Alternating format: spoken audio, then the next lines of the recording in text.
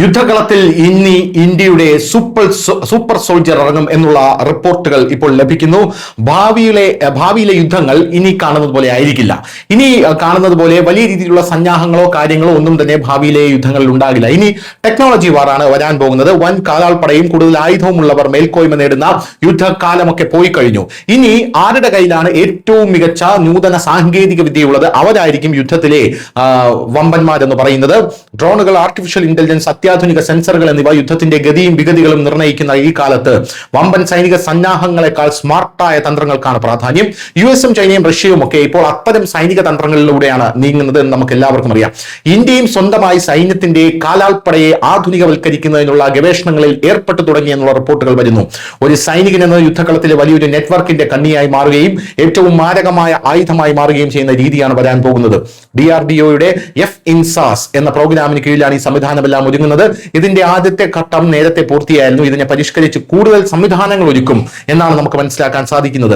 ഭാവിയിലെ ഇന്ത്യൻ സേനാംഗം ഒരു വെറും സൈനികൻ എന്നതിലുപരി യുദ്ധക്കളത്തിലെ ഏറ്റവും ആധുനികപരമായിട്ടുള്ള ആയുധ ശേഖരമായി മാറാൻ ഒരുങ്ങുകയാണ് എന്നുള്ളതാണ്. ഡ്രോണുകൾ, ആർട്ടിഫിഷ്യൽ ഇന്റലിജൻസ്, അത്യാധുനിക സെൻസറുകൾ എന്നിവയുമായി ബന്ധിക്കപ്പെട്ട ഒരു ഡിജിറ്റൽ കോമ്പാറ്റ് ക്ലൗഡിന്റെ ഭാഗമായിരിക്കും ഭാവിയിലെ ഇന്ത്യൻ സോൾജർ എന്ന് പറയുന്നത്.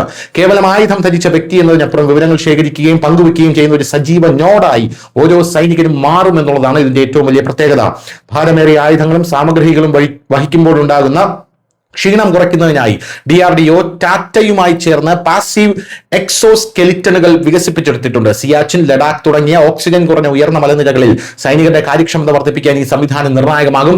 40 മുതൽ 60 കിലോ വരെ ഭാരം ചുമന്ന് ക്ഷീണമില്ലാതെ ദീർഘദൂരം സഞ്ചരിക്കാനും കഠിനമായ ഭൂപ്രകൃതികളിൽ വേഗത്തിൽ നീങ്ങാനും സൈനികനെ ഇത് സഹായിക്കുന്നു എന്നുള്ളതാണ് ഇതിലെ ഏറ്റവും വലിയ പ്രത്യേകത.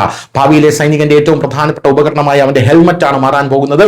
ഡ്രോണുകളും ഉപഗ്രഹങ്ങളും യുദ്ധക്കളത്തിലെ മറ്റു സൈനികരുടെയും വാഹനങ്ങളുടെയും സെൻസറുകളും എന്നിവയിൽ നിന്നുള്ള വിവരങ്ങൾ നേരിട്ട് ഹെൽമറ്റിലെ വയർലെസ്സിലൂടെ സൈനികന് കാണാൻ കഴിയും.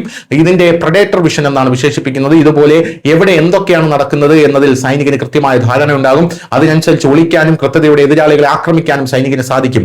Thermal imaging, night vision, augmented reality, സ്വന്തം പക്ഷത്തുള്ള സൈനികരെ തിരിച്ചറിയാനുള്ള സംവിധാനങ്ങൾ എന്നിവ ഇതിൽ ഉൾപ്പെടും. സൈനികന്റെ ഹെൽമറ്റിലെ ഡിസ്പ്ലേയിൽ ശത്രുക്കളുടെ സ്ഥാനം, സഹസൈനികരുടെ നീക്കങ്ങൾ, അപകട മേഖലകൾ എന്നിവ തത്സമയം തെളിയും. ഇതിലൂടെ ഒരു സാധാരണ സൈനികൻ യുദ്ധക്കളത്തിലെ ഒരു വാക്കിംഗ് കമാൻഡ് പോസ്റ്റായി മാറുമെന്നുള്ളതാണ് റിപ്പോർട്ടുകൾ സൂചിപ്പിക്കുന്നത്. News desk news India Malayalam.